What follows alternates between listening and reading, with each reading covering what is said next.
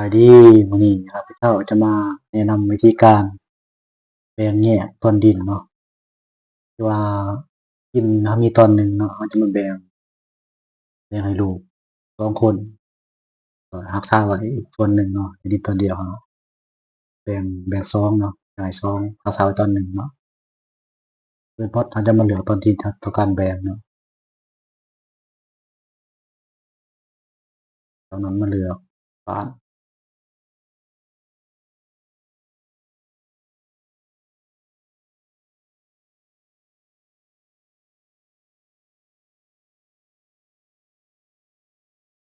อย่างนี้เนาะที่ดินตอนหนึ่งตอนดินอีกที่111นี้เนาะเราจะมาแบ่งเป็น3ตอน2ตอนให้ลูกตอนหนึ่งเอาไว้ให้ตัวเองเนาะ หมดเขาไปที่ประมูลข่าวสารเนาะจากนั้นเขาไปที่เอาเข้าเขาจากบ้านจากแขวงหรือเมืองที่ไว้มันถึกเนาะเขาไปที่ทัดแกะข้อมูลเพิ่มชุดคำห้องเข้ามาเนาะจากนั้นมาเพิ่มผู้รับกับผู้ที่คำห้องมันเนาะตัวอย่างเนาะ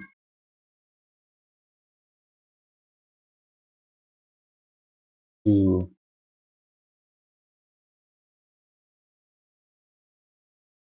ที่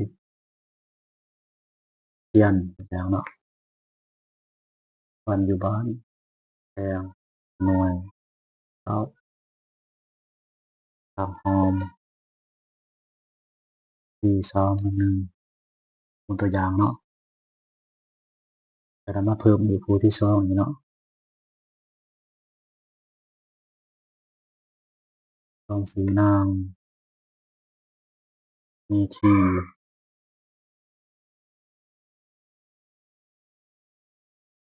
อย่างเนาะที่ภาษีศึกษา Tama ay kasikhaan ikaw home ที่311เพื่อเพิ่มจำนวนคนได้แล้วเนาะมาคลิกใส่สุดกระเพาะนี้แล้วมาเพิ่มกระเพาะย่อยเนาะเริ่มหมุนแผ่นดินมาที่ทิศทางสายดินเนาะมาเลือกดินที่เราจะแบ่งเนาะต่อดินที่ตอนหนึ่งนี้เนาะในต่อดินตอนหนึ่งนี้มันจะมีหลายๆตอนเนาะจะมาเลือกเอาต่อดินที่เราต้องการเนาะ2ตอนนี้เนาะแทนที่ต่อดินเลขที่เข้ามาเนาะ เพิ่มลงมาสำเร็จเขาไปที่คำหอมเนาะหันมาเลือกที่การเปลี่ยนแปลงการสำรวจมาที่แบ่งแยกก้อนดินไปเลือกที่คณะกรรมการบ้าน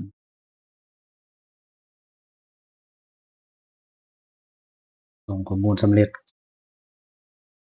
แล้วเนาะในการเอาเขานี่เนาะการนัดแก่ฉะนั้นมาคลิกใส่ชุดคำห้องใหญ่เนาะ copy เอาชุดคำห้องที่ชุดคำห้องแล้วไปวางในโปรแกรมที่นี่นะเขามาที่เป็นทะเบียนเขามาที่คลิกสำรวจ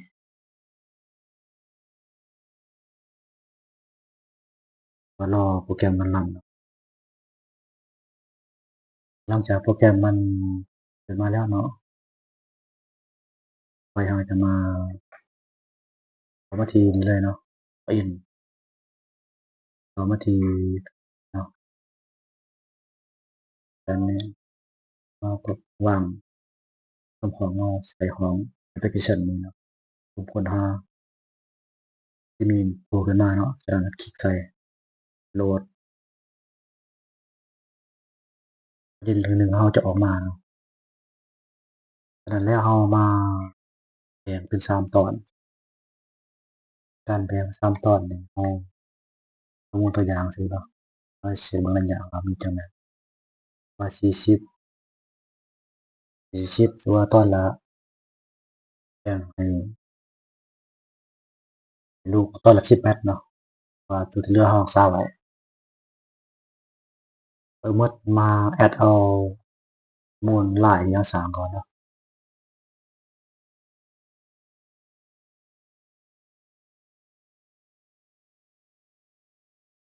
สมมุติลายที่เราสร้างนี่มันจะเก็บไว้คือ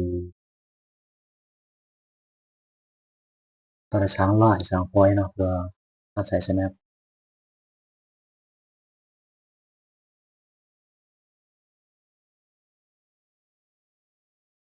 ประมาณนะนี่เนาะฉะนั้นเรามาใส่คำสั่งลายการสร้างเป็นมาเพื่อแถมดินที่ snap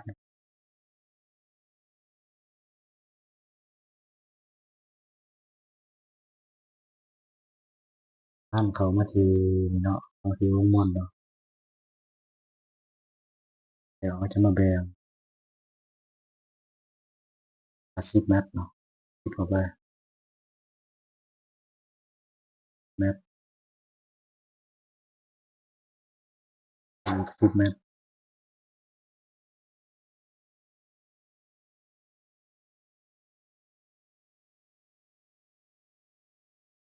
จากนั้นเขามาที่เพื่อนเนาะพิมพ์ต่อไปตอนละ10 snap มันบ่นี่ปานใดเนาะแก้ไข snap ก่อน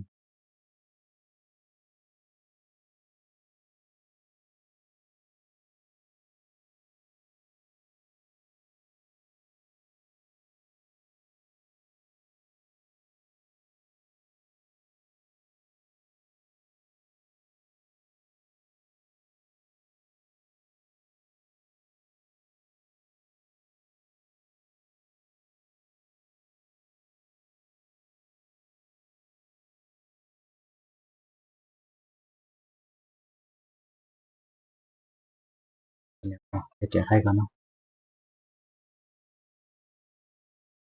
ต่อเลยเนาะ หลังจากเรา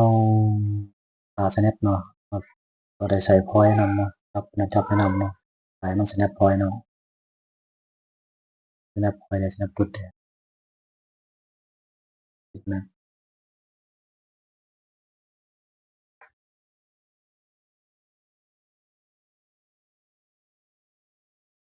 ติดแมปคือนั่นมาที่ point เนาะ point ต้องการ snap point เนาะพอ snap บ่ถึงจุดเนาะเข้าไปคือไป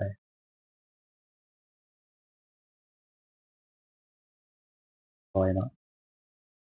snap ได้3จุดแล้ว3ตอนแล้วไปเราจะมา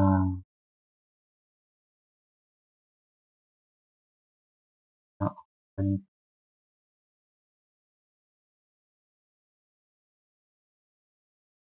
มาแบ่งเนาะการแบ่งเข้ามาที่ switch start นี้เนาะอีกเพราะนั้นเข้ามาที่ทาง big picture เนาะไปเนาะประมาณนึงเนาะ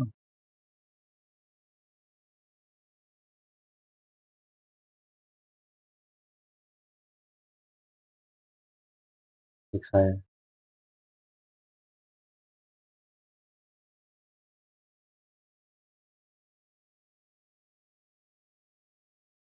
เนาะบ้านนึงคลิกขวาเนาะแบ่งให้คือเก่าเนาะ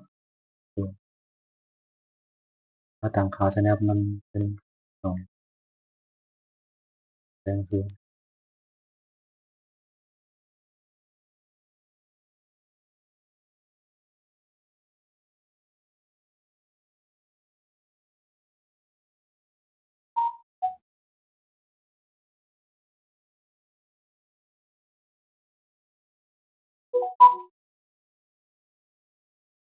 ว่าจะได้ตอนนี้ออกมาแล้วจะลงก่อนกดเซฟเนาะเราจะเบิ่งเลทแผนก่อนเนาะที่เรามันฮอดเลทที่เวลาสุดท้ายของแผน320เนาะ 21แล้วมาต่อเป็น322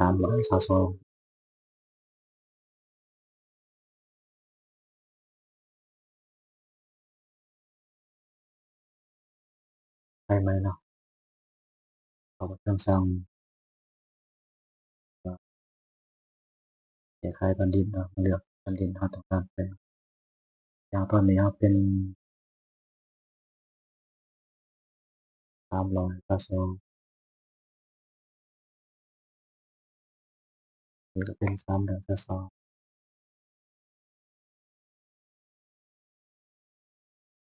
เป็น324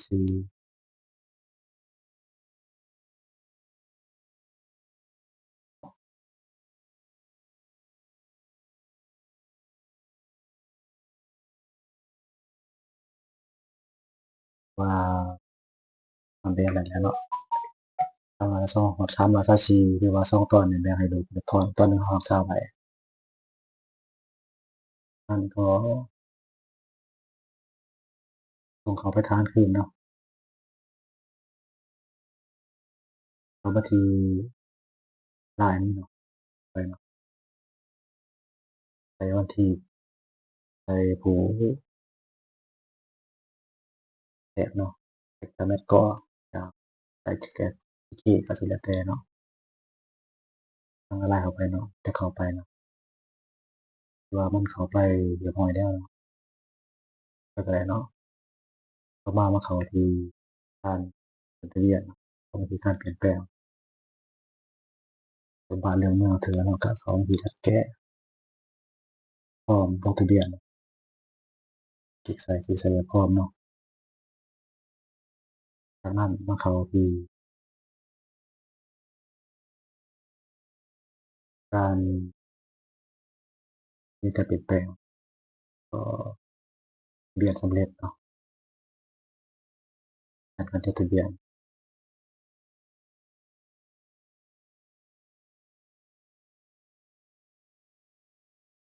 เป็นแอปพลิเคชัน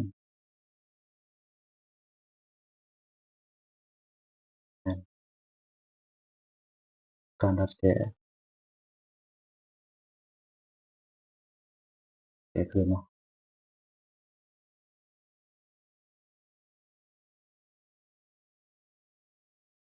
หลังจากเราแบ่งได้แล้วเนาะอันก็ที่เป็นคืนก็คือคนเข้าชานก็คือเขาเอาเข้ามารัดแก้คืนเนาะจากนั้นมาเพิ่มคำห้องอีก2คำห้องคือเขาสิเพิ่มให้2คนคนหนึ่งเพราะว่าเป็นห้องที่2นี่เนาะห้องไปเนาะห้องที่1เป็นตอนเลขที่323เนาะ1เนาะเพิ่มปัญหามาหลังจากนั้นเขามาที่คำห้องคือเขามาที่การแจ้งนี่คือหมอบถูกเนาะโอนแก่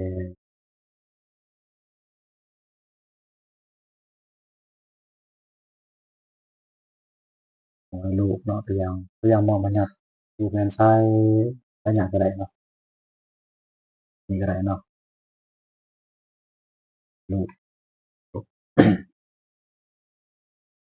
เป็นเลขที่เนาะ2บาทที่ออกสำเร็จมาเพิ่มเข้าห้องอีกอันหนึ่งเนาะห้องต่อมาที่2 4เนาะต่อมาห้องแปลงแก่ลูก3เนาะตัวอย่างที่สำเร็จห้องสำเร็จแล้วก็ไปเที่ยวว่าจบการรัดแก้ถ้าเรากลับไปที่บันทึกจดทะเบียนหรือการเปลี่ยนแปลงสิทธิ์รัดแก้ข้อมูลนี้เนาะจากนั้นมาเข้ามาที่ตัวนี้เนาะ ยังจะวันที่3 2 3วิธีการโอนเนาะเดี๋ยวบอกให้รับกี่แล้วไปเนาะส่วนพวกนี้ก็ต้องปิดไว้เนาะไว้ตอนนี้เนาะที่ส่วนตอนที่มาเนาะเรื่องสิปิดเลยก็ได้เนาะลองตอนนี้ปิดลองซื้อก็ต้องมาเพิ่มทีละใหม่เนาะคือกันอันที่แต่เขามาที่เมืองราคาได้ก็ธรรมเนียม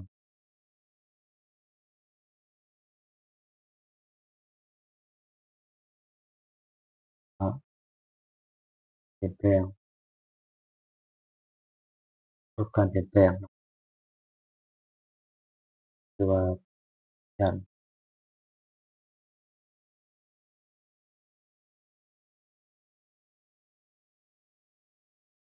แอปพลิเคชัน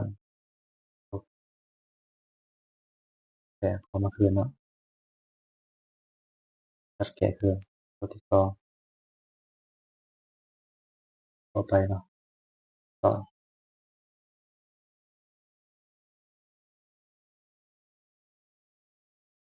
การชำระ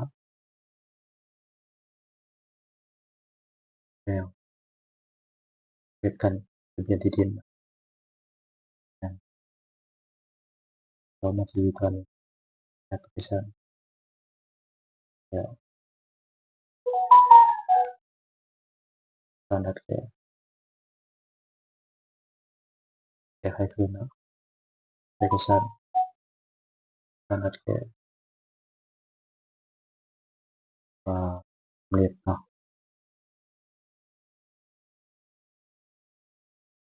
เรามันจะมากดเบิ่งตอนดินเนาะ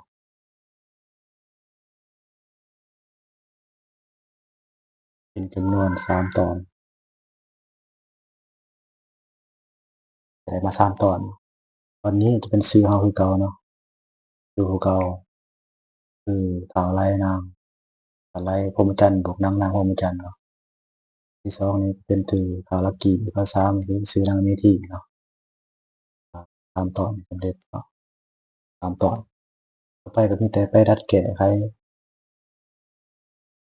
เกี่ยวกับที่ดินเนาะเกี่ยวกับข้อมูลต่างๆตามครองสิทธิ์ตามทะเบียนเนาะอันนี้เป็นทรัพย์เรื่องที่เก่าเนาะตัวนี้ก็มาเปลี่ยนจากการโอนทรัพย์เรื่องซ้ายจะเป็นแสดงลิงก์ครับขั้นตอนก็คือกับที่เรียนเบื้องต้นเนาะว่าการแบ่งแยก